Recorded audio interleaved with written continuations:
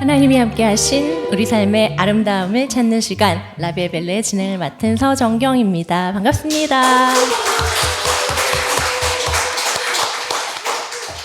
네, 여러분들 오늘도 이렇게 많이 모여주셔서 감사합니다. 지난번에 강도현 원장님 우리 게스트로 모셨을 때는 굉장히 더울 때였잖아요. 그때 올해 같은 무더위를 잘 이겨내시고 또 이렇게 시원한 가을을 맞이해서 라비의 벨레를 갖게 됐으면 참 감사하게 생각하고요. 또 여러분들 모여주셔서 감사합니다.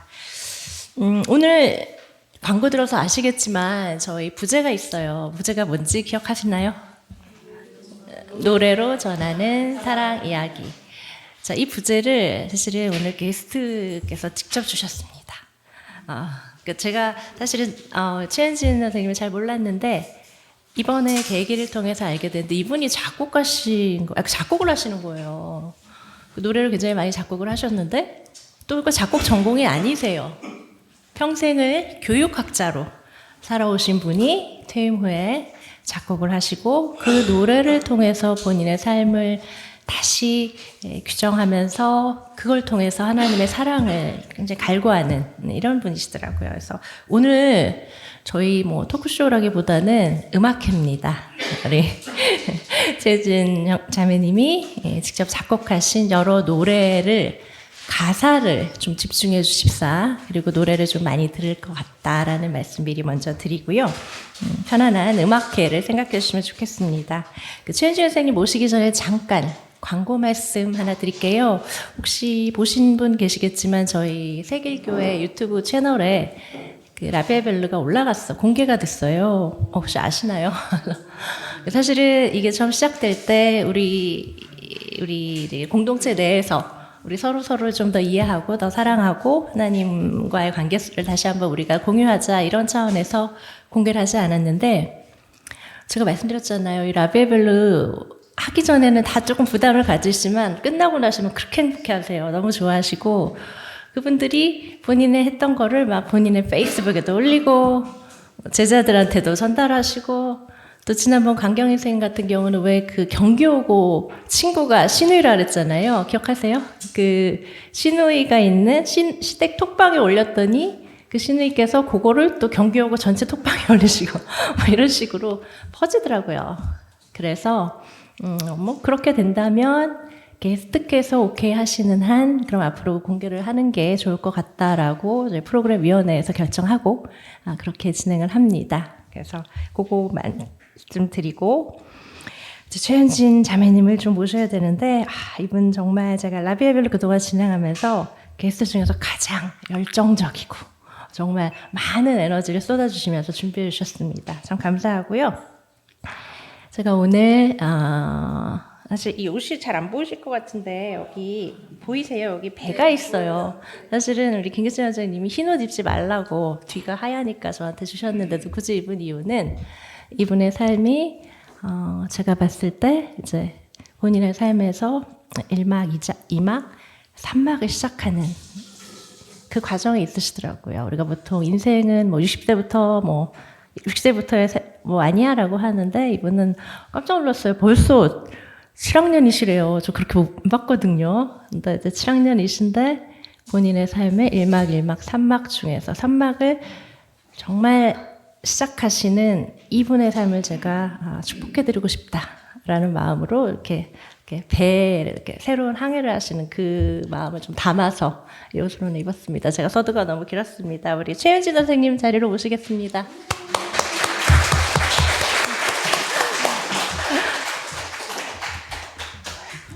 어서 오세요, 주님. 네, 안녕하세요.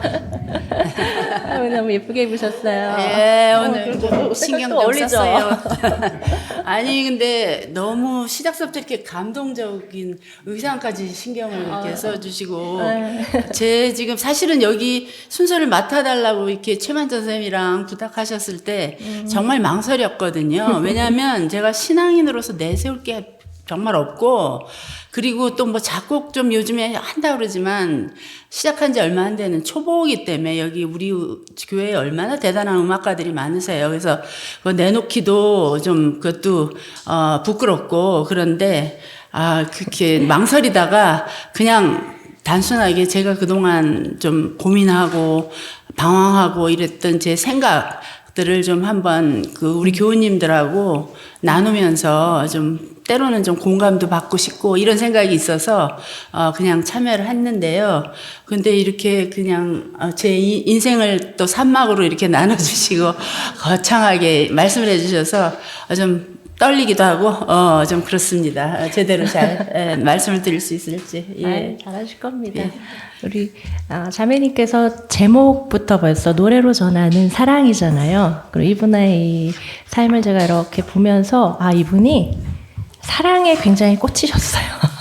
사랑에 굉장히 집중하시더라고요. 그래서 왜 이렇게 사랑에 집중하실까라는 거를 제가 생각을 해보니까 이분이 사춘기 때 사실은 어떤 크리스찬으로서의 어떤 사춘기 시절에 고민을 세게 하셨더라고요.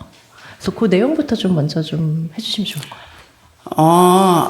제가 사실은 저희 부모님도 전혀 기독교인이 아니셨고, 정말 그 교회에 접할 기회가 별로 없는 처지였는데, 5살 때 이웃 친구가 저 손붙잡고, 우리 바로 동네에 평동교회라고 있었어요. 그래서 평동교회 같이 교회학교 나가기 시작하면서 이제 발을 딛게 된 거예요. 그래서 실질적으로 영문도 모른 채 이제 교회 다니게 됐고, 또 저희 부모님이 다른 건 몰라도 교육열이 많으셔가지고 또 먼 이대 부속국민학교라는 사립학교를 보내셨어요. 그래서 그때서부터 미션 스쿨을 고등학교, 대학교까지 계속 다녔던 거예요. 그래서 저도 이제 그렇게 이제 미션 스쿨 다니면서 뭐 종교 여러 가지 행사라든지 또는 뭐 매주 채플이라든지 종교 교육 알게 모르게 이게 스며들었어요. 이 기독교적 문화라든지. 네. 그래서 실질적으로 그런 생각 없이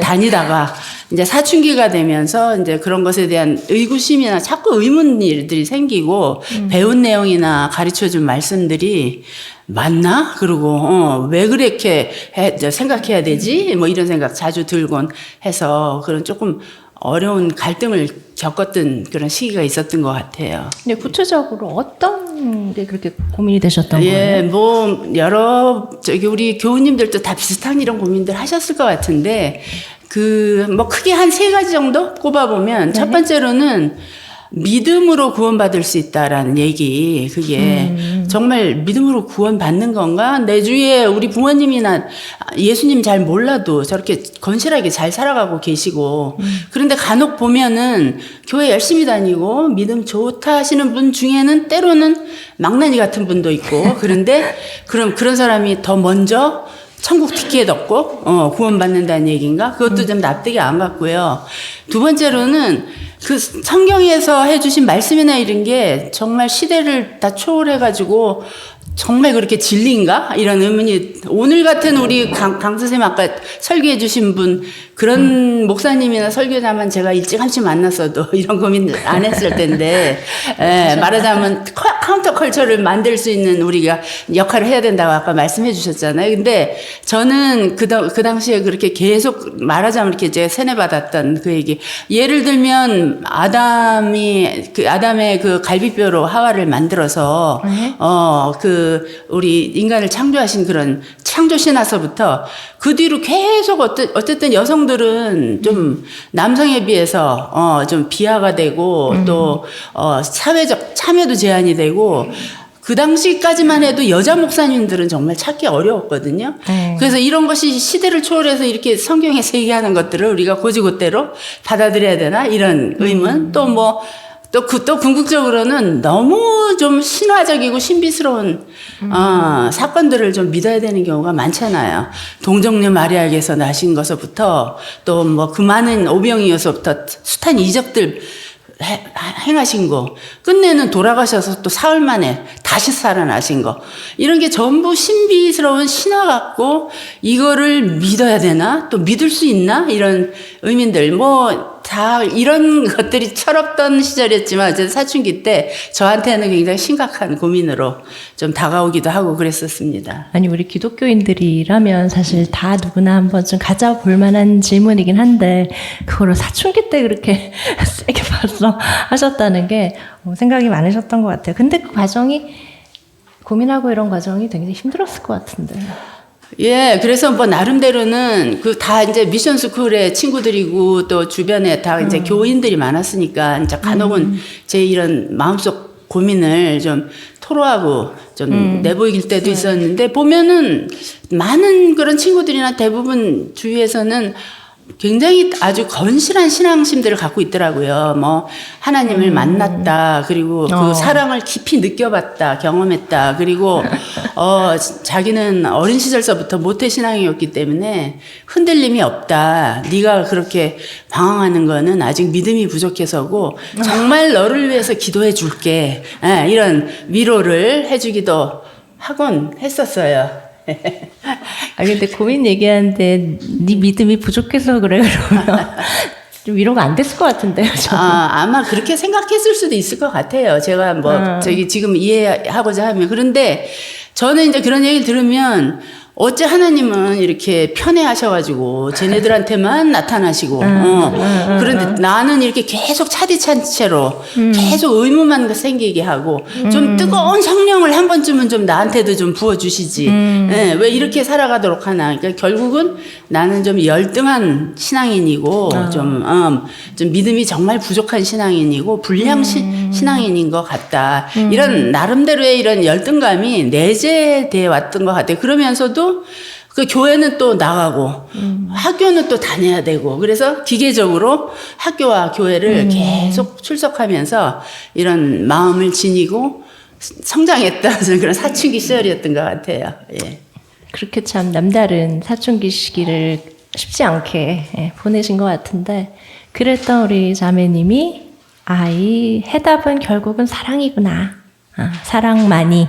사랑으로만 가능하다. 라는 그런 결론에 이르셨다고 해요. 그리고 그렇게 하시는 그 계기가 이루어졌던 게 대학생 때라고 하시더라고요. 대학생 때 어떤 일이 있으셨어요? 예, 그 대학교 때까지도 저는 이제 꾸준히 우리 동네에 그 평동교회를 출석하고 있었는데, 저희 동네 서대문이었기 때문에 바로 맞은편에 감리교신학대학이 있었었고요. 그 감리교신학대학에 그 변선한 교수님이라고 계셨었는데, 그 변선한 교수님이 저희 교회 또 장기천 목사님이라고 굉장히 친분이 있으셨고, 그래서 간혹 오셨었어요. 저희 교회 오셔서 설교도 하신 적이 있었고, 근데 그분이 그 당시에 굉장히 지금으로 보면 굉장히 파격적인 주장을 하시고 이론을 내세우셔가지고, 나중에 결국은 그 때문에 감리교단에서 추출되시고, 또 이렇게 아주 괴로운 고통스러운 그 말년을 보내셨는데 학교도 나오시고, 그런데 이제 그분의 주장이 대표적으로 우리가 얘기할 수 있는 게 교회 밖에도 구원이 있다라는 주장이셨어요. 그래서 말하자면 그 신학이론을 한두 가지로만 요점을 둔다면, 구원이라는 게 우리 예수 그리스도를 통해서만 있는 게 아니라 우리 기독교가 아닌 타종교의 모든 그 구성원들에게도 이런 사랑을 실천하면서 사는 삶을 이루어진다라면 다 구원이 가능하다라는 종교 다원주의적 그런 관점. 그리고 또 한 가지는 이런 어떤 그 고정적이고 틀에 박힌 절대적인 어떤 종교관이 아니라 시대와 사회를 통해서 변화해가는 소위 역사적 예수상, 그래서 예수의 실질적인 삶이 어떻게 이루어졌고 뭐를 지향해서 살았고 그것의 요체가 뭐고 그것을 따라 실천하면서 사랑을 실천하면서 사는 삶이 제일 중요하다라는 이런 게 요점이었던 것 같아요. 그 변 교수님의. 근데 저는 그게 굉장히 많은 공감과 또 이렇게 매료됐었고 또 주위에 이런 타종교 불교라 불교라든지 유교에서 우리가 소위 고등 종교가 지향하는 그런 가치도 자비라든지 인이라든지 우리 사랑의 가치하고 크게 다르지 않더라고요. 그래서 이러한 그 종교다원주의적 관점이나 어떤 역사적 예수로서의 그런 그 종교관이나 이런 것들이 굉장히 저한테 큰 반향을 줬고, 그래서 나름대로는 가장 중요한 거는 정말 예수의 실질적인 삶의 과정을 정말 잘 들여다보고 따라가고 거기에 따라서 그런 사랑을 실천하는 그런 노력을 통해서 정말 예수가 얘기하는 하나님 사랑과 이웃 사랑을 적극적으로만 잘 할 수 있으면 나도 크리스찬답게 살 수 있겠다, 이런 희망을 가질 수 있었던 것 같아요. 그래서 뭐 조금 좀 그런 계기가 되지 않았나 싶습니다. 예. 근데 자매님이 대학 다니실 때라고 하면 1970년대 맞나요? 네? 70년대? 맞아요. 예, 예. 그러니까 예. 사실 지금 이 얘기가 우리가 살고 있는 2025년 이 시기에도 이런 주장이나 이런 관점에 대해서 여러 가지 다양한 반작용이나 반발이나 이런 게 있는 시기인데 70년대 이미 이런 고민과 이런 또 이런 새로운 이론과 이런 관점들 받아들이시면서 스스로 이렇게 생각을 좀 가다듬어 가신 게 아닌가 싶습니다. 굉장히 앞서신 것 같은데, 근데 그렇게 사랑, 근데 하나님 사랑, 이웃 사랑, 우리 크리스찬에게 굉장히 중요한 테마고 우리의 임무임합니다. 굉장히 중요한데 사실상 사랑의 삶을 살아가는 건 정말 쉽지가 않아요. 제 경험상. 근데 그걸 어떻게 극복을 하셨는지 모르겠어요. 극복 못하죠. 지금도 해먹겠어요. 근데 그때는 굉장히 단순하고 아주 순진하게 생각했던 것 같아요. 할 수 있는, 쉽게 또 할 수 있는, 그동안 겪었던 어려운 방황의 길에서 벗어날 수 있듯이 생각했는데 착각이었던 것 같아요. 그 뒤로 뭐 성인이 돼서도 제가 결혼생활, 직장생활 하면서도 숱하게 보면은 다른 사람들하고 부대끼고 갈등 겪고 이런 모습을 자꾸 발견하게 되고, 제가 생각한 대로 행동이 전혀 안 되고 있는, 이런 지행합일이 안 되고 있는 이런 삶의 모습에서 굉장히 자괴감도 자주 느끼고 그러면서, 그러니까 말하자면 그런 사랑의 삶을 깨달은 게 하나의 희망의 문이 아니라 또 다른 고난의 문에 들어섰던 게 아니었을까, 지금 입장에서 생각하면 그렇게 생각이 드는데, 그래도 그 긴 여정을 무난히 그래도 큰 적 없이 살아온 거는 나름대로 어떤 저를 그동안 많이 주위에서 사랑해 줬고 또 나를 지켜주고 있는 어떤 손길이 있었던 게 아닌가, 이제 그런 생각은 해봅니다. 말씀하신 내용 중에서 저한테 굉장히 다가왔던 얘기가 이 사랑의 삶이라는 이 화두는 어쩌면 우리에게 있어서 하나의 새로운 어떤 고난의 문을 열어주는 것이다 라는 그 말씀이 저에게는 굉장히 다가왔어요. 공감이 됐고, 아무튼 그렇게 깨달음을 가져가시는 과정 속에서 우리 최윤진 자매님이 직접 작곡을 배우시고 노래를 만드시면서 그런 마음들을 하나하나 담으셨더라고요. 그리고 저 몰랐는데 이분이 그 할미 작곡가? 맞죠? 할미 작곡가라는 예명으로 본인의 그 유튜브 계정이 있으세요. 그래서 저도 이번에 처음 들어가 봤습니다. 혹시 나중에 시간 되시면 할미 작곡가 한번 유튜브에 치시면 자매님께서 그동안 작곡해온 노래들, 또 많은 또 성악가들과 협연해가지고 이렇게 많이 이렇게 노래가 실려 있습니다. 그래서 한번 들으셔도 좋을 것 같고, 오늘 아까 말씀드렸듯이 우리 자매님께서 작곡해 주신 많은 노래 중에서 몇 곡을 엄선해서 같이 듣는 시간을 가지려고 합니다. 첫 번째 노래가 먼저 가족 간의 관계예요. 오늘 우리 선생님도 오셨는데 가족 간의 사랑에 대한 노래를 저희가 들어보려고 합니다. 그런데 먼저 이 가족 사진을 한 장 주셨더라고요. 이 사진 너무 보기 예쁘지 않나요? 네. 이거 바로 몇 달 전에 찍은 따끈따끈한 사진이에요. 그런가요? 예. 올해가 이제 제 칠순이라고 저기 미국에 살던 아들 내외들이 다 왔어요. 그래가지고 모처럼 같이 찍었던 사진. 올해가 칠순이셨어요? 예. 그렇구나. 보니까 아드님 두 분이나 며느리 두 분 맞나요? 맞아요. 예. 그래서 27살에 결혼하셔서 이렇게 예쁜 가정을 꾸리고 계신데, 결혼하신 지 지금은 40년이 지나신 이분이 이 가정, 사랑이라는 주제를 가지고 특히 결혼에 대해서라는 노래를 작곡하셨다고 합니다. 이 노래는 어떤 노래일까요? 어떤 문제를 제가 이제 제 결혼해서 가정 생활을 해 나가면서 보통 일반적으로 이제 우리가 생각하기에는 일단 결혼하면 둘이 한 몸이 돼서 일심동체로 살아가야 되고 부부는 그쵸?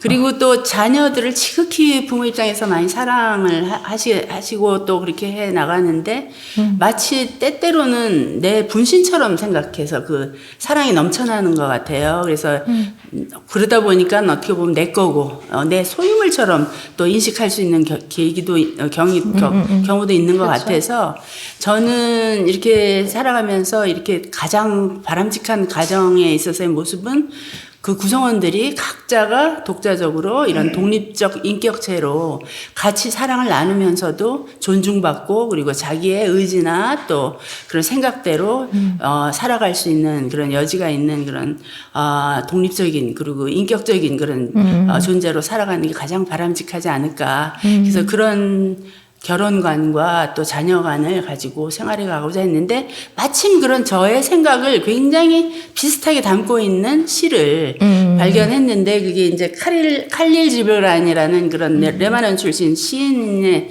그런 예언자라는 그런 시집 속에 그 시리즈로 나온 시 중에 결혼에 대하여 하고 자녀에 대하여 이 두 시가 그런 저의 생각하고 굉장히 맞닿고 같은 공감을 주는 시가 돼서 그걸 선택해서 그 많이 알려진 그런 클래식 곡조를 좀 바탕에 깔면서 이 곡을 두 곡을 만들었습니다. 예. 칼릴 지브란의 시를 가지고 작곡하신 두 노래를 우리가 들어보겠습니다. 먼저 결혼에 대하여라는 노래를 먼저 듣도록 하겠습니다. 그 끝까지 다 제가 틀어드릴 거예요. 여기 있는 가사를 좀 집중해서 들어주셨으면 좋겠습니다. 자, 틀어주시죠.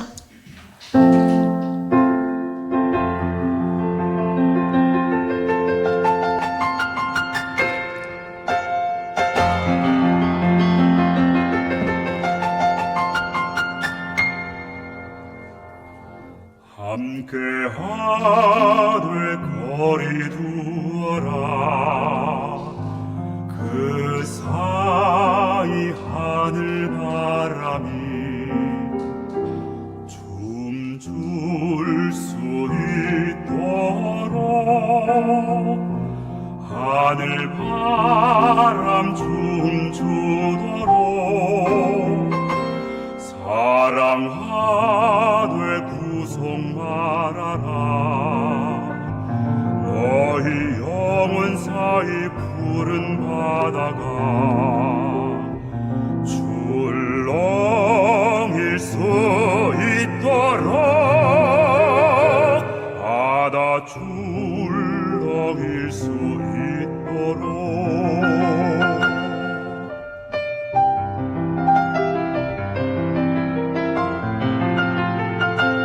함께 노래 부르되 고독 속에 머무르라 외롭게 연주되는 애절한 기타 줄처럼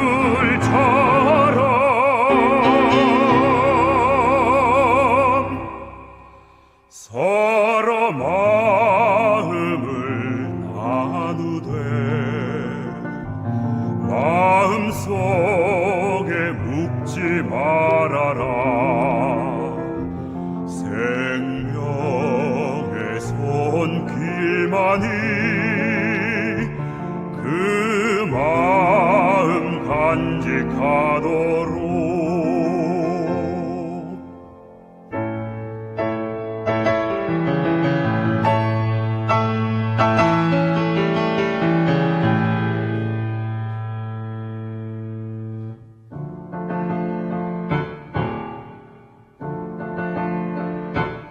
함께 서 있되 너무 가까이 서 있지 말아라 아무도 서로의 그늘 아래 못 차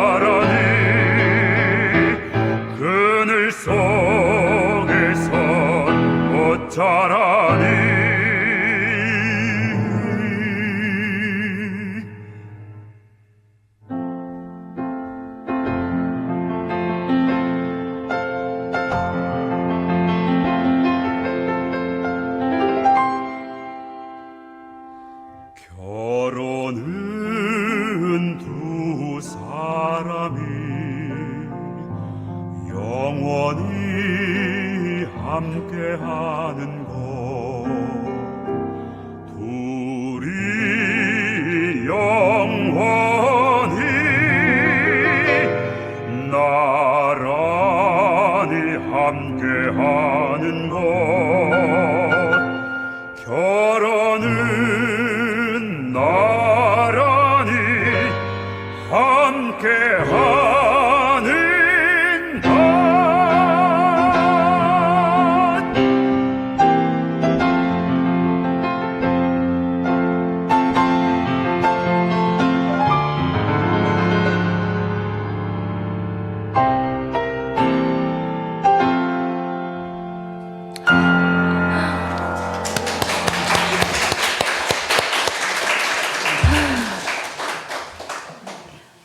결혼은 나란히 함께 하는 것. 그런데 함께하되 거리를 두어라. 그 안에 하늘바람이 나다닐 수 있고, 이 노래 사실은 결혼 생활을 오래 하신 분들이 더 많이 끄덕끄덕 하시는 것 같아요. 제가 보니까 어쩌면 이 노래는 신혼부부들은 들었을 때 마음에 안 올 수도 있을 것 같아요. 그쵸? 붙어 있어야지. 어디 떨어져 있어. 근데 넌 내 건데. 이렇게 생각할 수 있는데, 결혼을 40년 하신, 그리고 제가 이제 올해가 25주년이에요. 저도 꽤 됐는데, 노래에 이제 공감이 되는 부분이 많이 있습니다. 저도 이제. 참, 결혼은 나란히 함께하는 것, 서로 마음을 나누되 마음속에 묵지 말아라. 주옥 같은 명가사들이 있었던 것 같아요. 어떻게 이런 생각을 하셨을까요? 아, 예, 글쎄, 저도. 그래서 보니까 이렇게 하는데 또 굉장히 흐뭇하게 지금.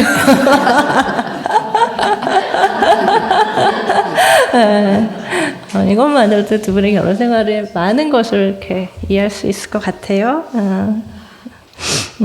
그 다음 노래가 사실은, 근데 이 노래를 마지막 장면에 왜 결혼하는 신혼부부 같은 장면이 나왔잖아요. 이걸 5년 전에 이제 결혼하는 이제 첫 아들. 둘째 아들. 둘째 아들. 예, 예. 네, 그 사진이 둘째 아들 레베 뒷모습이에요. 예. 선물로 주셨대요. 그래서, 사실은 제가 며느리 입장에서는 시어머님이 결혼할 때 거리 두어라 해서 이게 처음에 좀 마음이 안 올 수도 이게 딱 뭐지 했을 수도 있는데 아마 살면서 이 어머님의 이 말씀의 뜻을 하나하나 이해해가는 그런 결혼 생활이 되지 않을까 싶습니다. 자, 두 번째 노래가 이제 결혼했으면 또 하나님이 우리에게 주신 선물, 자녀에 대하여라는 노래예요. 이 노래도 우리 최현진 자매님의 생각이 들어있죠. 예. 제가 그 청소년 분야에 이제 오래 일하면서 제 소위 전문 분야가 청소년 인권 영역이었어요. 뭐 그래서 교재들도 그쪽 분야 많이 쓰고 또 강연도 그것과 관련해서 얘기를 하고 뭐 또 저기 메시지를 많이 주려고 노력했던 게 그 자녀를 자기의 그런 어떤 소유물이라든지 그런 걸로 간주하지 말고 더군다나 우리 또 사춘기를 들어선 청소년들한테는 굉장히 그 보호나 그런 간섭보다도 자율이라든지 참여라든지 이런 인권의 그런 확산이 굉장히 필요하다라는 거를 많이 주창했었고 그래서 부모들이 지나친 애정과 관심의 표현이 자녀들을 간섭하려고 들고 옥죄려고 그러고 자기식대로 살아가기를 강요하고 이런 저것들을 좀 여러 가지로 좀 하지 않도록 그렇게 하는 게 필요하겠다라는 생각을 항상 지니고 살았었는데 이 자녀의 관도 이 카릴 지브란이 굉장히 저하고 비슷한 또 생각을 담고 있더라고요. 그래서 이것도 같이 이거는 이제 그 배경되는 오래된 클래식 뮤직 중에 그 슈만의 어린이 전경 중에 나오는 그 트로이 메라이 저기 테마 음악을 좀 기초로 삼아서 아까 결혼 행진곡이 기초가 되고 있듯이 그래서 만들어본 곡입니다. 아이고, 바로 들어보시죠. 자녀에 대하여 어떤 노래를 하셨는지 들어주시죠.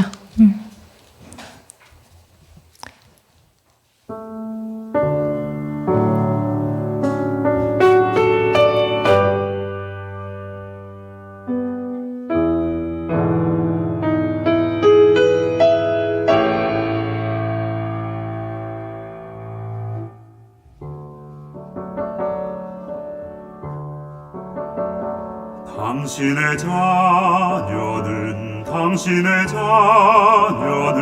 당신 것이 아니랍니다. 그들은 삶을 열망하는 큰 생명의 아들 딸입니다.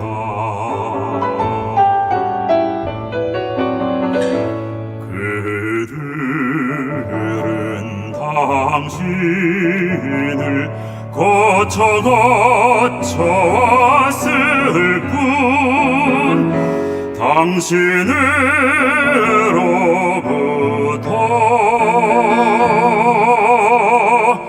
오지 않았습니다.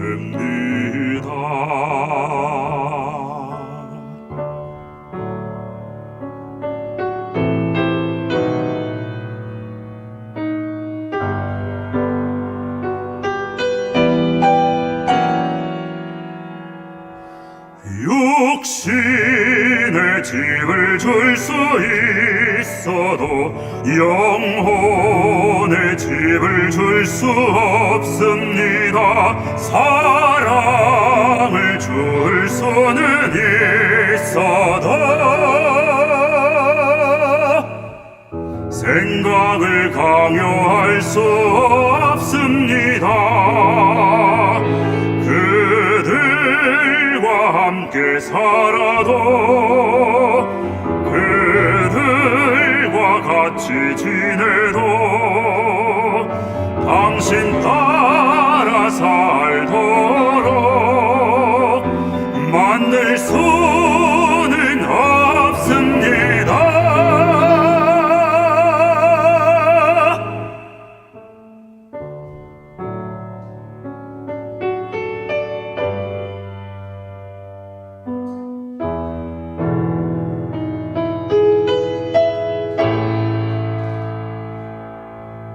인생은 거꾸로 갈 수 없고 어제에 머물 수 없습니다. 우리 자녀는 희망찬 미래로 나아가는 화살입니다.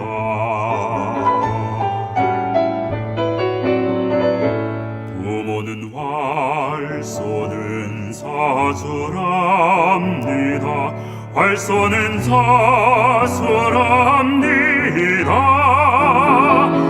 활이 멀리 날아가도록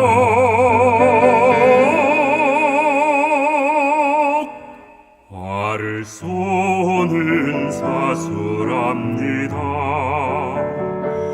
훨훨 멀리 날아가라고 활을 쏘는 사수랍니다.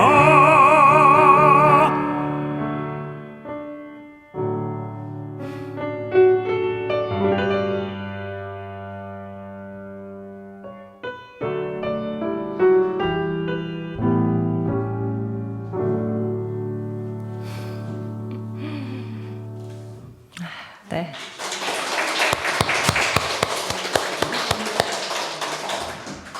사실 여기 계신 분들 저를 포함해서 다 자녀를 가진 부모 세대들이잖아요. 그래서 자녀에 대해서 저는 사실 이거 들으면서 찔렸거든요.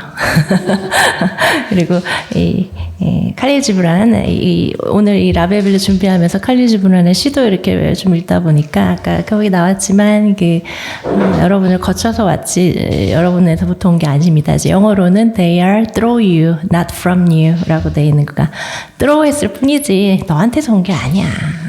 시작이 네가 아니라는 거죠. 그 말이 저한테 굉장히 왔고요. 또 하나는 이제 우리 부모는 이제 사수다. 자식이 이제 아주 편안하게 아주 힘차게 잘 날아갈 수 있게끔 사수 그런 좋은 사수가 되려면 내 팔에 힘이 있어야 되고 내가 건강해야 되고 날아가는 화살을 이렇게 기쁘게 바라볼 수 있는 그런 부모가 돼야 되는 그게 나의 역할이구나 라는 생각을 다시 하게 됐습니다. 저한테는 참 의미 있었던 곡이었고, 또 여기 계신 자식 키우시는 많은 분들이나 자식을 갖고 싶은 분들한테 또 도움이 되는 또 의미 있는 곡이 아니었나 싶습니다. 또 다행히 알아서 다 이렇게 박수를 다 쳐주시네요. 네. 자, 자녀에 대하여까지 들어봤고요. 이제 다음 곡은 이제 가정을 넘어서 사회로 확장이 되려고 합니다. 이제 세 번째 노래가 또 명곡이에요. 이게 제자들에 대한 사랑이더라고요. 그러니까 사회적으로 이제 학교에 계셨기 때문에 보니까 자매님이 교육학을 전공하시고 이제 귀국하셔서 한국 그 청소년연구원 입사하시고 그 이후로 뭐 청소년의 인권, 청소년 교육 관련해서 굉장히 많은 일들을 하셨어요. 근데 제가 이제 시간 관계상 하나하나 소개는 못 드리는데 당시에 이 청소년 그때가 몇십 년도였던가 거의 80년대인 거죠. 아직 한국 사회가 청소년 교육에서 불모지였던 그 시절에 청소년 교육이라는 이 주제를 가지고 전문가로서 정책 결정이라던가 뭐 연구라던가 프로그램 개발이라던가 이런 거 굉장히 일을 많이 하셨더라고요. 그리고 또 이번에 저 처음 알았는데 청소년 교육 관련해서 예능 프로그램, TV 프로그램에도 나오셨어요. 혹시 아시는 분 계세요? 제가 그 사진 막 찾으려고 검색했는데 안 나오더라고요. 설명 좀 해주세요. 제 유일한 인생에서의 연예계에 발디뎠던 연예인이셨어요? 여러분들도 옛날에 좀 보신 적 있을 텐데 MBC에 느낌표라는 프로그램이 있었잖아요. 그게 그때 느낌표 다 알죠. 여러 가지 그냥 사회적 그런 여러 가지 문제들을 개선하기 위해서 이렇게 캠페인성 활동을 했던 그런 프로그램이었는데 양심 냉장고 뭐 그런 저것도 있었고 제가 참여했던 파트는 이제 하자하자 코너에서 그 하자하자는 이제 청소년들의 그런 문제들을 하나씩 해결해주는 그런 캠페인이었는데 제가 참여했던 파트는 그 할인하자라는 제목에 뭐냐면 어떤 그 할인하자? 예. 돈을 할인하자? 예. 그 경제적 형편이 어려운 그 근로청소년이 방송사로 편지를 보냈어요. 그 돈이 없어가지고 학교도 못 다니고 일을 해서 지금 생계를 돕고 있는데 차비를 학생들만 할인해 준다. 그래서 저는 학생증이 없어서 할인을 못 받아서 그게 저한테 큰 부담인데 좀 학생 아닌 경우도 할인 좀 해줄 수 없느냐 이런 편지가 발단이 돼서 제작진들이 이제 그 주제로 할인 혜택을 주는 방법을 모색하기 위해서 연구하던 끝에 어떻게 저를 찾아와가지고 그 캠페인에 좀 전문가 MC로 참여해달라고 부탁을 받아서 그들이 6개월간 그 할인 혜택을 주기 위한 그 캠페인 활동에 그 송은이, 신정환 두 MC하고 셋이 나란히 근데 두 MC보다 그냥 제가 얼굴도 크고 그냥 그래가지고 화면에는 너무 잘 안 나오더라고요. 우리가 여러 군데 돌아다니고 그랬는데 한 군데에서는 그 아이들이 우리 MC들 그 과자를 만들어줬거든요. 근데 송은이 과자는 요만했고 저는 제 얼굴 과자는 그냥 한 3배 크게. 아이들이 과자를 만들어준 과자를 만들어서 선물 받은 적이 있었는데 그래서 아직도 저희 냉장고에 그 보관해두고 있어요. 그 과자를 이렇게 가져오시지 오늘. 그런데 결국은 그래도 노력한 덕에 그리고 그 매스컴의 힘이 굉장히 대단하더라고요. 그래서 막 국회의원들 동원하고 또 그 당시에 이명박 시장도 찾아가고 막 이래가지고 그 법령을 바꿔가지고 청소년증을 발급하게 해주고 거기에 따라서 비학생 청소년들도 다 할인 혜택을 줄 수 있게 바뀌었어요. 그래서 그 뒤에 제가 제일 좀 뿌듯했던 때는 마을버스를 타면 그전에는 학생들이 올라서서 찍으면 학생입니다 나오는데 탔더니 청소년입니다 이렇게 바뀌었어요. 그래가지고 청소년들에게 이제 모든 할인 혜택이 이제 버스비나 그런 것서부터 박물관, 뭐 미술관 이렇게 동등하게 청소년들에게 할인 혜택을 줄 수 있는 계기를 만드는데 참여했다는 거를 좀 보람으로 느끼고 있습니다. 연예인 시절에. 진짜 의미 있는 일을 하신 것 같아요. 네. 지금도 왜 우리 전철 같은 거 탈 때 앞에 하면 청소년입니다 뜨는데 그게 그거였구나. 네. 와 진짜 대단하시죠. 그래서 그런 많은 활동들 이런 것들을 이제 공로도 인정받으시고 또 역량도 있으셔서 당시에 그 중앙대학교에서 국내 최초로 청소년학과가 이제 개설이 됨과 동시에 이제 교직을 잡게 그쪽으로 이제 교수로 가시게 됐고요. 그 이후로 이제 퇴임하시기 전까지 2017년 예. 네, 퇴임하시기 전까지 이제 거기 계셨습니다.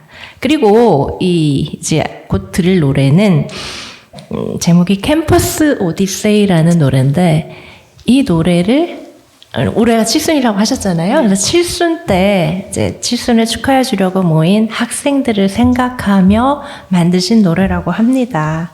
근데 이렇게까지 학생들을 그렇게 사랑하는 뭔가 이렇게 계기가 또 있으셨더라고요.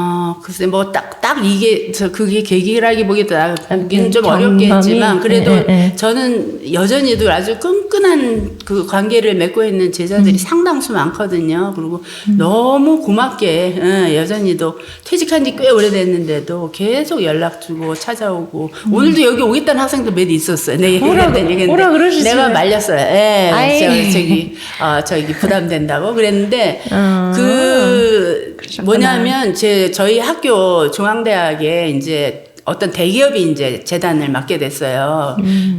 뭐 이름 아시는 분도 계시겠지만 그런 맡으면서 이게 기업 논리로 학교 전체를 대대적인 이제 구조 조정을 하게 됐는데 의대 또 공대 그리고 경영대 이 세 단과 대학만 집중적으로 키우는 걸로 방향을 잡고 이 문과대 제가 소속됐던 문과대 그리고 사범대 이런 거를 이제 칼날이 그냥 막 휘두르면서 구조조정을 그냥 신속하게 막 하기 시작했는데 그때 이제 저희 학과가 제일 먼저 그렇게 구조조정의 대상학과로 뜨게 됐고 그러면서 이제 우리 학과를 이제 문을 닫게 되는 그런 계기가 돼가지고 이제 학생들이랑 동문들이 막 아우성치고 이제 농성 시작했고 그런데 이제 뭐 재단 측에서는 끄떡도 안 하고 계속 밀어붙이고 있고 교수들이 그 반발하면은 가만 안 두겠다고 말하자면 그런 엄포도 났었고 근데 저는 이제 학생들과 함께 항상 농성장에서 그 맨날 며칠을 같이 이렇게 보내기도 했었고 또 교수협의회 교수들하고 또 가장 밀접하게 재단에 맞서서 그 당시에 굉장히 격렬하게 꼭 전쟁터 같았거든요. 얼마 동안은 그렇게 활동을 했었었는데 결국은 그리고 이제 교수직을 계속 유지하려면 탁과로 다 소속을 변경하라고 다 지침이 내려왔어요. 언제까지 다 변경하라고 내려오고 그랬는데 어떻게 보면 청소년학과 최초로서부터 건립할 때부터 제가 어쨌든 있었고 커나가는 과정에 정말 열과 성을 다해서 학생들하고 그렇게 저걸 했었는데 너무 가당치도 않게 갑자기 그렇게 더군다나 사회적으로는 굉장히 필요하고 중요하다라는 얘기도 많았었거든요.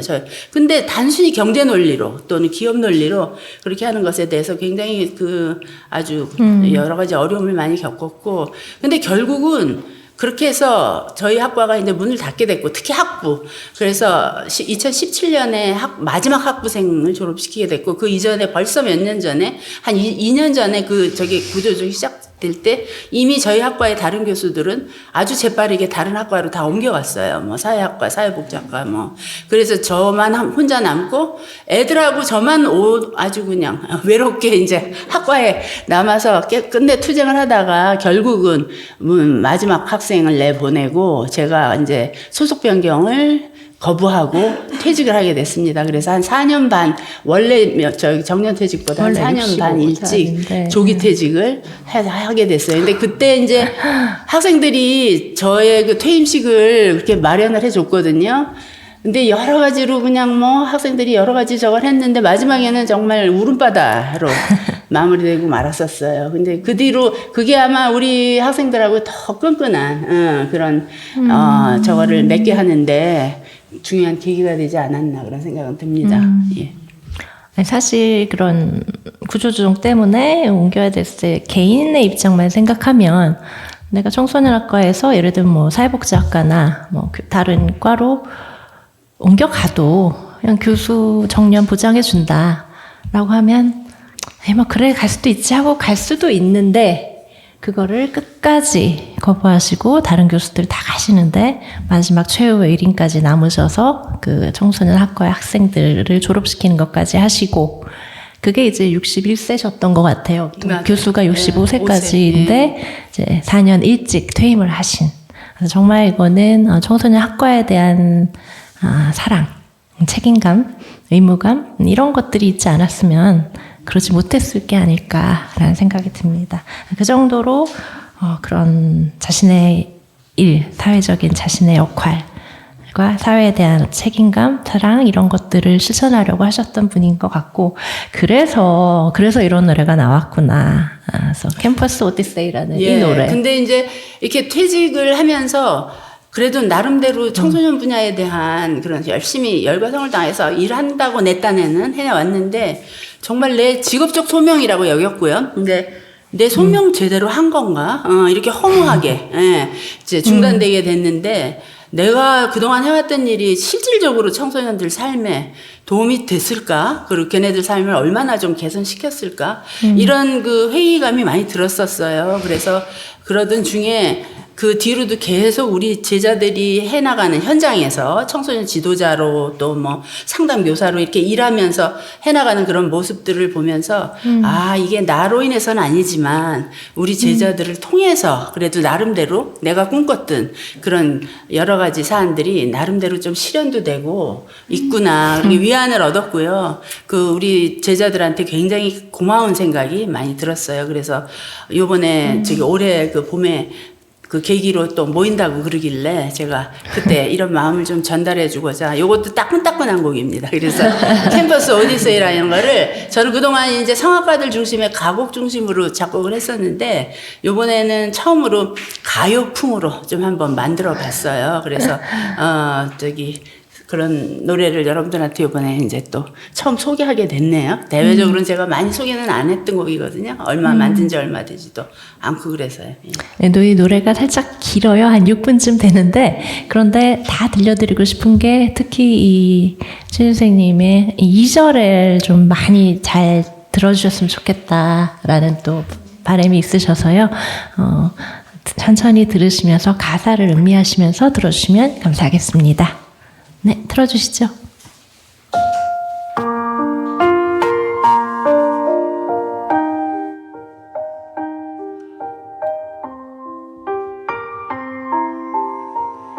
캠퍼스에 매년 봄이 찾아오면 오솔길 옆 움트는 새싹들, 나뭇가지 위 화려하게 열리는 꽃망울들, 그리고 교정문 열고 성큼성큼 걸어오는 애띤 새 얼굴들, 이 모두 어우러져 희망과 설렘으로 가득 찼었습니다.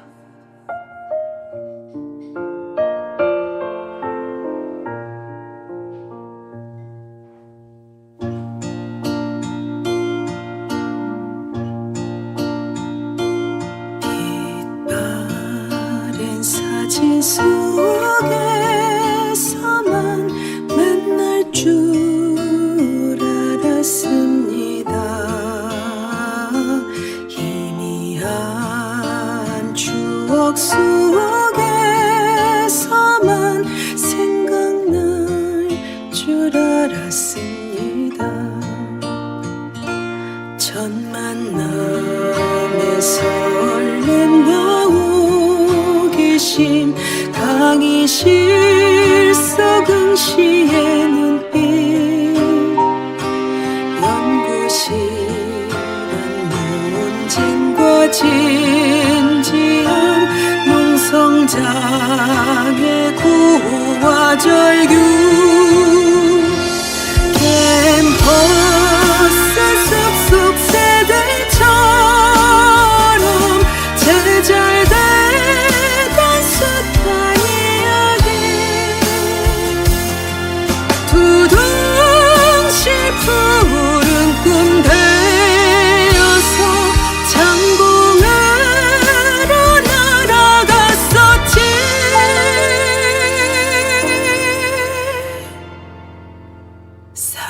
사각모와 꽃다발 속에서 미소 지며 교정 떠날 때 그대들과 맺은 인연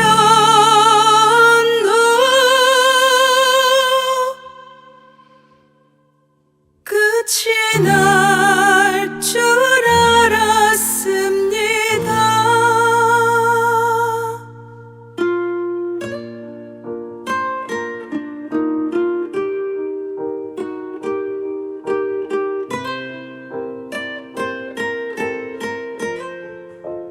캠퍼스 떠나는 그대들 뒷모습 보며 새로 만날 커다란 세상에서도 항상 행복하길 빌었습니다.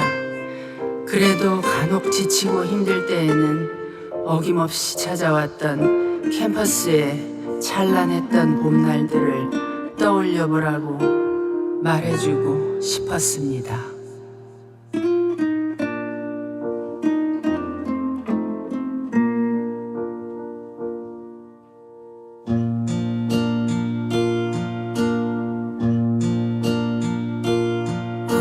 어디선가 날 부르는 소리에 고개 들어 바라다 보니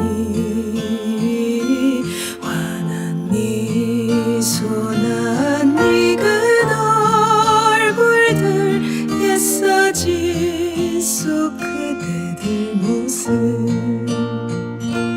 인자한 부모들이 되어서 존경받는 스승들 되어 어린 가지 정성스레 돌보는 믿음직한 나무들 되어 거센 바람 막아주고 밝은 햇빛 비추어주는 캠퍼스 울창한 숲속에 우람한 나무들처럼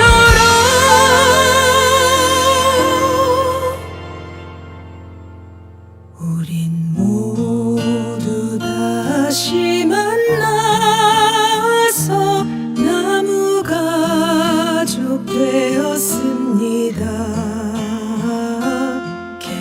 캠퍼스 푸르른 숲 속에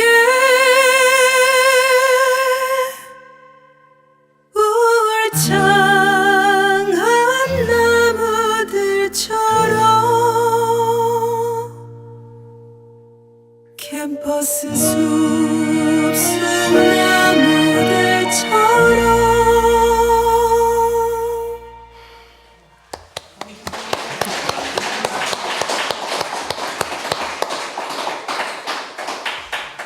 이렇게 퇴임하신 선생님들 중에서 이렇게 제자들과 함께 우리는 나무 가족이 되었다.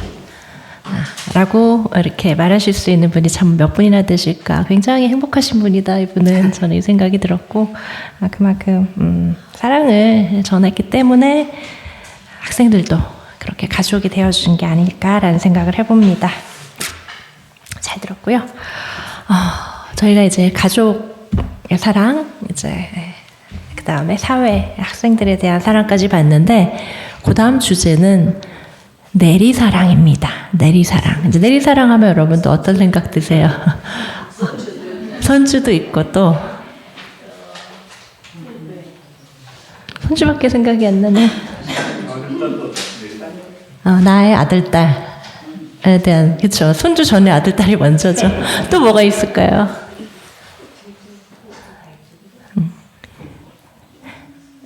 나를 굉장히 내리사랑해 주셨던 나의 부모님. 그리고 그 또 부모님이 사랑해 주신 우리 하나님.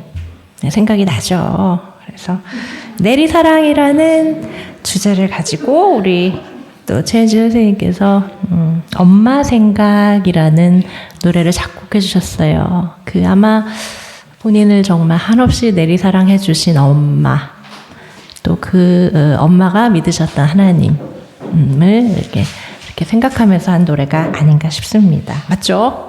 어떻게 만드신 노래예요?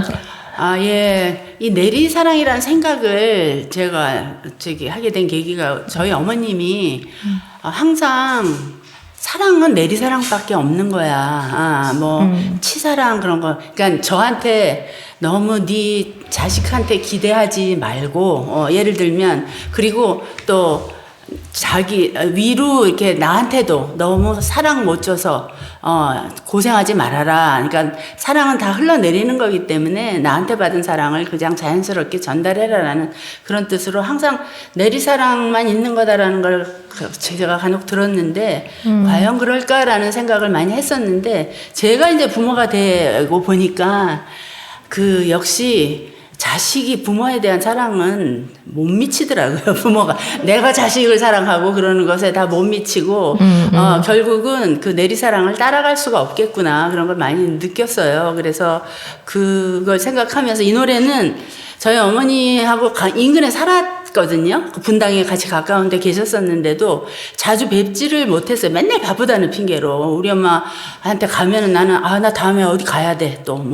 이 일 해야 돼. 그러면서 오붓하게 많이 얘기도 못 나누고 그러고 있었는데 우리 엄마 한 번도 그런 걸 뭐 불평하신 적도 없고 와라라고 또 이렇게 요청하신 적도 별로 없고 그랬는데 이 곡 만드는 전해에 같이 중앙공원을 이렇게 벚꽃 흩날릴 때 걸으면서 오손도손 얘기했던 그런 기억이 있어요. 그런데 그 다음에 어머니가 갑자기 안 좋아지셔가지고 병원에 가게 됐는데 내가 이 얘기를 하면은 눈물이 나서 그 뒤로는 또 이 노래를 잘 안 들어요. 왜냐하면 생각이 나서 바로 울컥하기 때문에. 어머니가 병원에 계실 때. 예, 병원에 계실 때. 거죠. 근데 그 병원을 제 동생하고 제가 모실 형편이 못 돼가지고 집에 요양병원에 모셔놓고 오면서 그 비슷한 공원에서 앉아서 엄마 생각을 하면서 슬픈 마음에 만든 곡입니다. 그래서 그것도 같은 봄날이었어요. 그래서 그 한 해 전에 엄마를 생각하면서 만든 곡이었는데 그 뒤로 또 몇 년 후에 돌아가시게 됐어요. 그래서 지금은 보고 싶어도 뵙지 못하는 분이 됐죠. 그 노래 그 슬픈 노래지만 그래도 우리 엄마 생각한 그 노래 한 1절 정도만 들어보시도록 하겠습니다.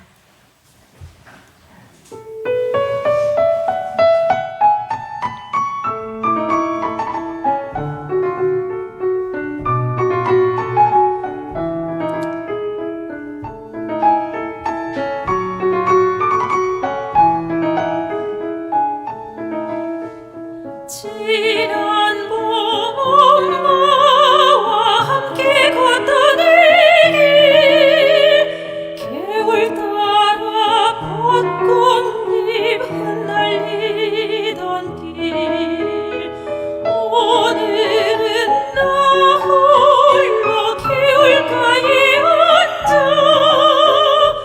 물 따라 흐르는 꽃잎 바라보네요. 사랑은 내리사랑 보리라고 나보다 너희 아이 사랑하라시며 쓸쓸히 미소 띤 엄마의 얼굴 흐르는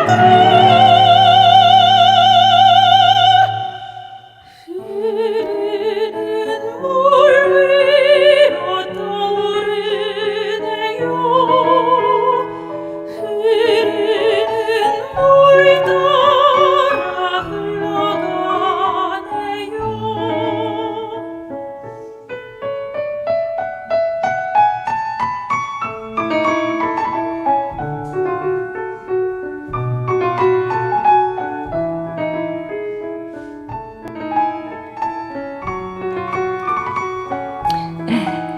노래 나올 때 제가 느끼기에는 우리 최현진 자매님 눈가가 이렇게 촉촉해지셨는데요. 손을 잡아주시고 싶었는데 네, 최현진 자매님께 정말 한없는 내리사랑이 뭔지를 알려주셨던 어머니에 대한 사랑이 담겨있는 노래였습니다. 자, 그런데 이제 그 내리사랑을 많이 받으신 사람으로서 우리 최현진 자매님이 내리사랑뿐만이 아니라 왜냐면 하나님을 알잖아요. 우리는 하나님을 믿는 사람이고 내리사랑만 있는 건 아니지 않는가. 우리는 뭔가 이렇게 주변도 또 올림 사랑도 다 필요하지 않나 이런 의문을 갖게 되셨다고 해요. 그죠? 예. 그래서 저희 어머니는 그렇게 내리사랑만 있는 거라고 강조를 하셨지만 저는 이웃사랑이나 하나님 사랑은 옆으로도 가야 되고 또 위로도 올라가야 되는데 내리사랑만 있는 걸까? 그런 의문을 가졌었고요. 그래서 그 올림사랑이랑 그러면 이웃사랑은 치사랑 이런 것들은 그런 내림사랑하고 뭐가 다를까? 그러니까 저는 모든 사랑이 이렇게 자연적으로 이렇게 내리사랑처럼 우러나오고 본능적으로 다 나올 수 있어야 사랑이다라고 생각을 했어요. 그리고 그렇게 될 수도 있으리라 생각을 했는데 그 이래저래 뭐 관련된 뭐 조금 뭐 문헌도 보고 또 깨달은 바는 이 내리사랑과는 달리 이 이웃사랑이나 위로 올라가는 이런 올림사랑이나 이런 거는 그냥 저절로 나오는 게 아닌 것 같더라고요. 그러니까 본능적으로 자연적으로 생성되는 사랑이 아니고 나름대로 노력을 해야 되는 사랑인 것 같더라고요. 그러니까 내가 의지를 가지고 또 열심히 내 그런 사랑의 능력을 키우고 그것으로 인해서 또 여러 가지로 실천을 하고 이런 과정 속에서만 그게 발휘되는 사랑이다라는 거를 최근에 와서야 좀 느끼고 깨닫게 됐어요. 그래서 저절로 누가 주는 사랑이 아니고 하나님이 내려주시는 거나 부모님이 내려주시는 것처럼 그런 사랑은 다른 거는 우리 엄마 말 맞다나 별로 없는 것 같아요. 이건 내가 노력해야 될 사랑 분야다라는 생각이 들었어요. 그래서 노력을 해야 되는데 어떻게 노력해야 될까라고 많이 고민을 하시고 구체적으로 어떻게 해야 될까 그래서 실천 전략을 막 생각하셨다는 거예요. 그 내용 좀 얘기해 주세요.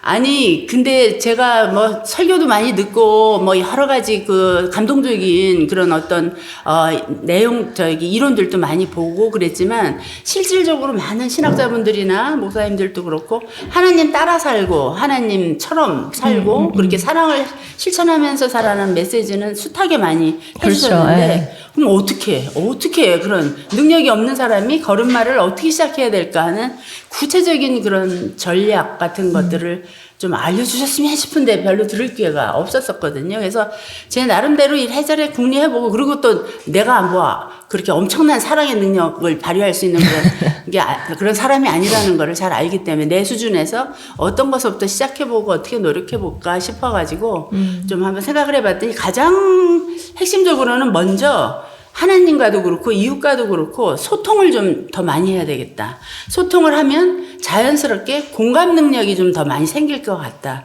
이런 소통과 공감 능력이 커지면 자연스럽게 좀 실천할 수 있는 힘도 열려지지 않을까 싶어서 저는 뭐 앞으로 밑으로 내려가는 내리사랑은 좀 제끼고 뭐 더 좀 알아서 다 잘 하니까. 하니까.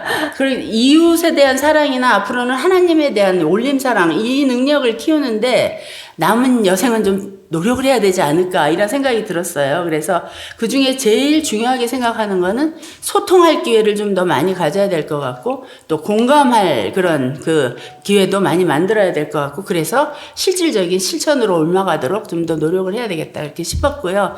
굉장히 유치하고 아주 단순한 수준이지만 정말 걸음마 단계 뭐를 좀 내가 먼저 시작해볼까를 이렇게 한번 좀 생각을 해봤는데 하나님과 함께 좀 더 많이 소통하고 공감을 얻기 위해서는 하루에 좀 시작과 끝을 하나님하고 좀 같이 해보자. 뭐 여기 있는 교우분들은 벌써 다 하고 계신 걸 거예요. 근데 저는 이것도 좀 힘들었었거든요, 그동안. 그래서 아침에 일어나면 하나님께 진짜 나는 항상 내 속에 아주 철딱선이 없는 내가 살고 또 하나는 같이 동행해 주시는 좀 철들은 그거는 저는 주님의 인격이 내재에 있다고 때로는 믿거든요. 같이 동행해 주신다. 그래서 제가 그 철없는 제가 아니라 하나님께서 주도하시는 하나님 인격으로 오늘 하루도 열어가게 해달라고 기도를 좀 해보려고 노력하고 있고요. 또 자기 전에는 하루에 다양한 그 일 중에 어쨌든 좀 감사할 일 중심으로 감사의 기도를 좀 드려야 되겠다 생각을 하고, 그리고 좀 자주 시간을 좀 갖기 위해서 그 수시로 좀 잠깐이라도 하루에 10분 15분이라도 말씀 한두 가지라도 묵상하고 좀 그것을 그 여러 가지로 읽고 좀 묵상하고 이런 시간을 가져야 되겠다. 그리고 시시때때로 좀 망설여질 때가 있잖아요. 뭐 어떤 게 옳은 건지 또 어떻게 결정해야 될지 이 고민을 어떻게 해결해야 될지 그럴 때마다 좀 하나님한테 물어봐야 되겠다. 그러니까 주님한테 당신이라면 이거 어떻게 하시겠어요? 이거 뭐 어떤 결정 내리시겠어요? 이렇게 하는 게 옳을까요? 이러면서 대답을 좀 구하는 노력을 수시로 좀 해봐야 되겠다.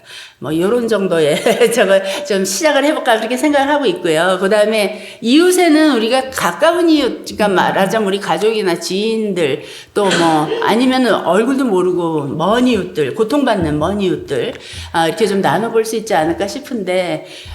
우리 가까운 이웃 중에는 지금 굉장히 어려움을 겪는 이웃들이 간혹 이제 있게 되는데, 그럴 때는 내가 먼저 좀 어쨌든 연락도 하고 전화도 걸고 좀 열심히 그래야 되겠다라는 생각이고, 또 때로는 이렇게 좀 부딪힘이 있고 다툼이나 갈등이 생길 때는 좀 역지사지를 좀 열심히 해봐야 되겠다. 그 처지가 돼봐서 내가 너라면 또 너 때문에 그랬는데 그게 아니라 너 덕분에 이렇게 내가 저걸 하고 있구나 이런 생각이라든지, 또 너는 나랑 이런 점이 다르기 때문에 내가 그건 다름을 수용해야 되겠다. 달라서 그런 거지 나빠서 그런 게 아니다 라는 생각. 예를 들면 요새 우리 남편하고 같이 있는 시간이 많아지잖아요. 퇴직하니까. 그러니까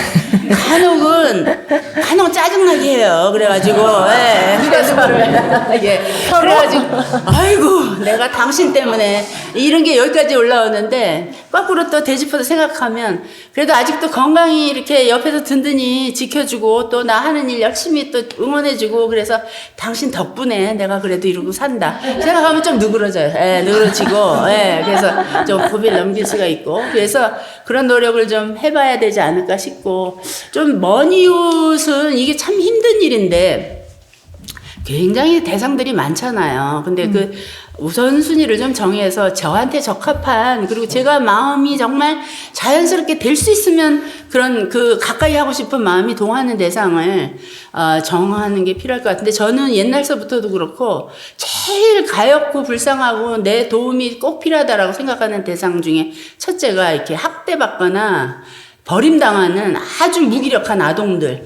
뭐 제가 관심 가졌던 청소년만 해도 조금 나아요, 저는. 근데 이런 정말 아무 힘도 없는 아동들이 학대받고 막 버림당하고 이러는 뉴스나 이런 걸 보면 차마 못 봐가지고 채널을 돌리게 되는 경우가 많았었거든요. 그래서 제가 계제만 되면 또 기회만 되면 이런 대상을 위해서 뭔가 열심히 해보면서 살리라 마음을 먹었는데, 우리 교회는 대단한 분들이 많으죠. 저는 우리 민정희 자매님 그 수양딸들 얘기 간혹 들을 때마다 정말 존경스럽고 다 이렇게 모델들이 계세요. 선배들이 계시고, 그래서 그런 저것들을 노력을 좀 앞으로 저도 좀 열심히 해보고 싶은 생각을 가지고 있고, 그러려면 일단 그 관련된 그 사정이나 상황을 좀 더 잘 알아야 되고, 이런 관련 기관이 어떻게 관계를 맺을 수 있을지 좀 더 노력을 해야 될 것 같고, 그러고 나서 이제 더 이제 계속적으로 오랜 기간 물질이라든지 시간, 마음을 나눌 수 있는 그런 저거를 좀 갖도록 노력을 해보는 게 필요할 것 같다 이런 생각이 듭니다. 아주 뭐 이제 걸음마 하려고 좀 이래저래 생각해본 내용들이니까 아니 그래도 이렇게 누구나 다 생각은 하는데 이렇게까지 치열하게 생각하면서 그래프를 그려가면서 이게 뭘까 그걸 하신다는 거잖아요. 이게 굉장히 귀하신 것 같아요. 그래서 저도 참 많이 마음에 왔습니다. 아니 이렇게 행동 전략까지 생각하면서 사랑을 고민하신다는데 우리 박수 한번 쳐드려야 되는 거 아니에요? 아유,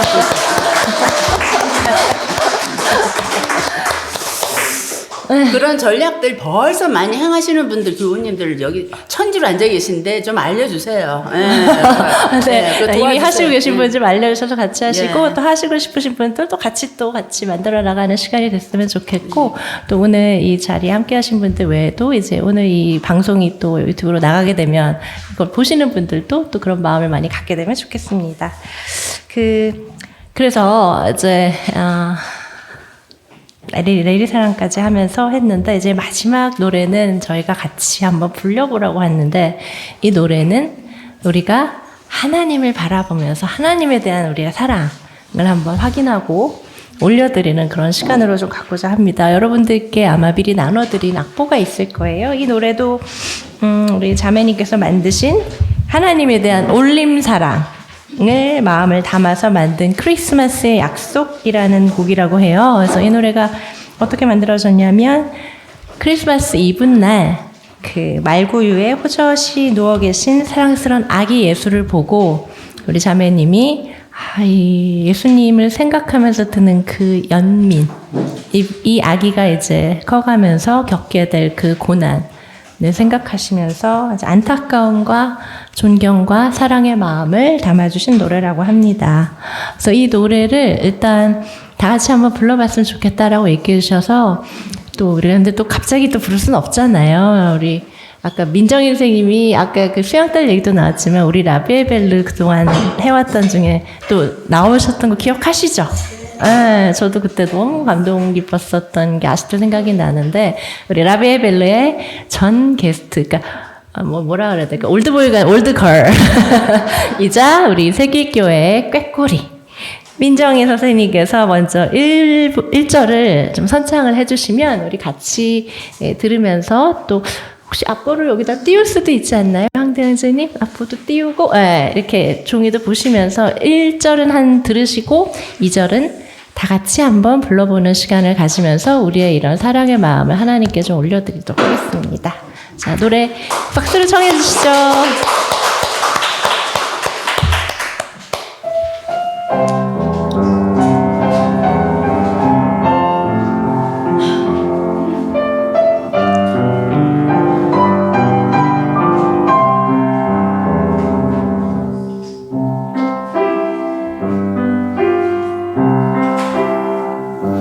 서로 사랑하여라 서로 사랑하여라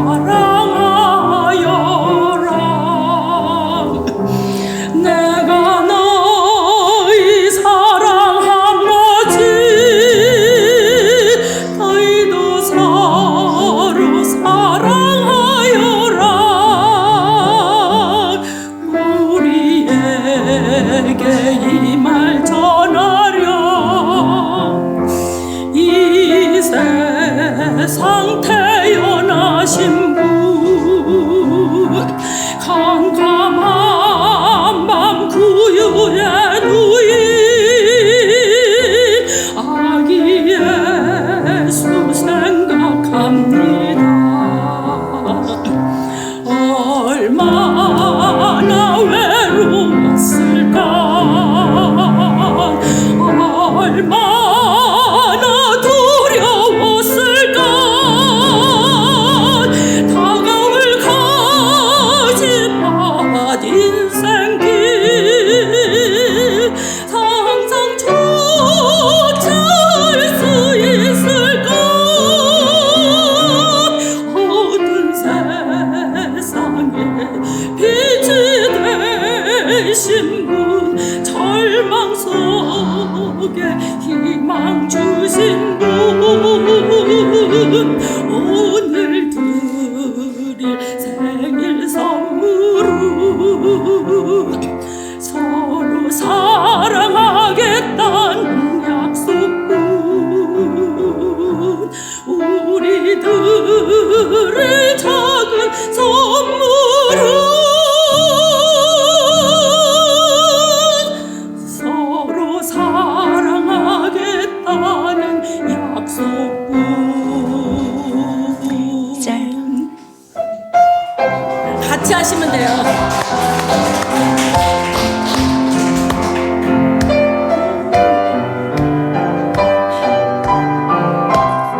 다 같이 불러주시죠. 서로 사랑하여라 쉬지 말고 기도하여라 모든 일에 감사하여라 감사의 감사 감사하여라 우리에게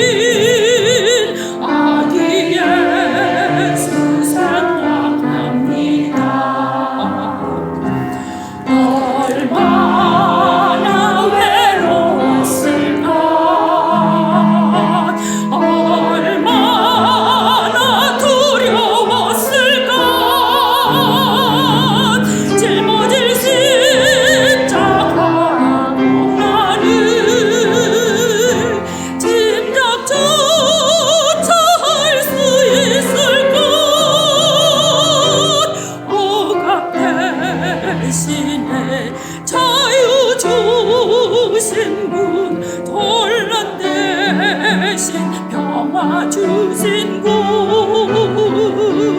오늘들이 생일 선물은 항상 감사하겠다는 약속 우리들의 작은 선물은 항상 감사하겠다는 약속뿐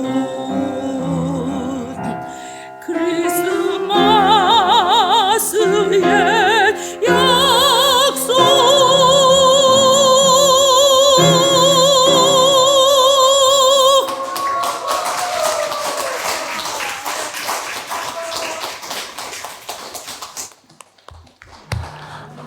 이렇게 다 같이 부르니까 저는 이제 마음이 벅차오네요.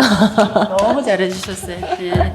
네, 자 이제 마지막으로 우리 최은진 자매님이 오늘 라비에벨르 저 몰랐는데 올해가 또 칠순이라고 하시네요. 칠순을 맞아서 하시게 된 라비에벨르 이 기회를 통해서 우리께 함께 나누고 싶은 마지막 말씀 좀 부탁드립니다. 아, 예, 뭐, 그동안 뭐 제대로, 뭐 잘 사랑 같은 거 실천도 제대로 못하고, 막 흔들흔들 방황하며 살아왔던 얘기, 두서없는 얘기들을 여러분들께서 이렇게 다 잘 들어주시고, 그래서 너무 감사하고요. 그리고 결코 쉬운 일이 아니고, 이렇게 마음먹은 대로 잘 안 되는 그런 일들인데, 저는 때로는 이렇게 제가 왜 이 세상에 태어났을까? 그리고 왜 살아갈까를 생각해 볼 때, 제 부족한 그런 인격이나 또는 이런 사랑의 힘을 더 키워서 오라고 보내신 거 아닌가라는 생각을 해요. 그래서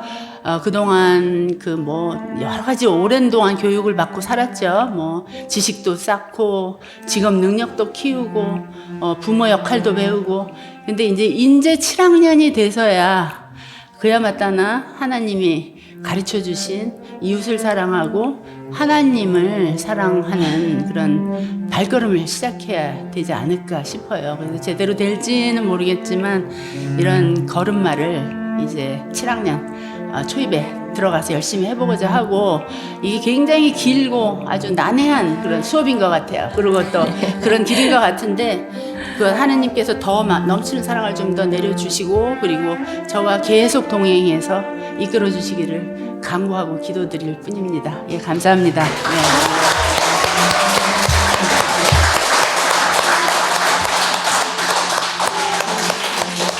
네, 우리 7학년을 맞이하여서 다시 한번 제가 이번에 왔던 제한테 온 말, 사랑에 대한 화두는 어쩌면 새로운 고난의 문을 여는 것일 수 있다. 근데 그 고난을 우리가 기쁜 마음으로 감사하는 마음을 가지고 나아가야 하는 것은 하나님이 우리를 사랑하셨기 때문에 라는 그 마음으로 또 다 나누기로 하고요. 또 이제 앞으로 그 어려운 길을 걸어가시려고 막 전략까지 짜면서 이렇게 하시는 우리 선생님을 좀 축복하는 마음으로 우리가 함께 공동체에서 같이 지지해주면서 같이 나갔으면 좋겠습니다. 오늘 이걸로 마치겠습니다. 고맙습니다.